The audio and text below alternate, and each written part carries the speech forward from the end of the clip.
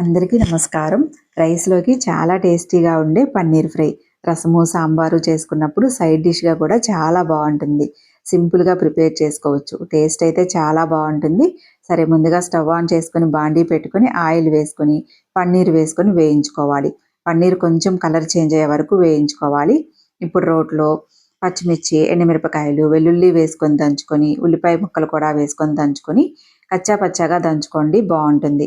చూడండి, పన్నీర్ వేగింది కదా! ఈ పన్నీర్‌ని ప్లేట్‌లోకి తీసుకొని అదే బాండీలో జీలకర్ర, కరివేపాకు వేసుకొని వేయించుకొని, మనం దంచి పెట్టుకున్న ఉల్లిపాయ పేస్ట్ వేసుకొని, పసుపు, టేస్ట్‌కి తగినట్లుగా ఉప్పు, కొంచెం కొత్తిమీరని కట్ చేసుకొని వేసుకొని, పన్నీర్‌ని చేత్తో ఈ విధంగా క్రష్ చేసుకొని వేసుకోండి.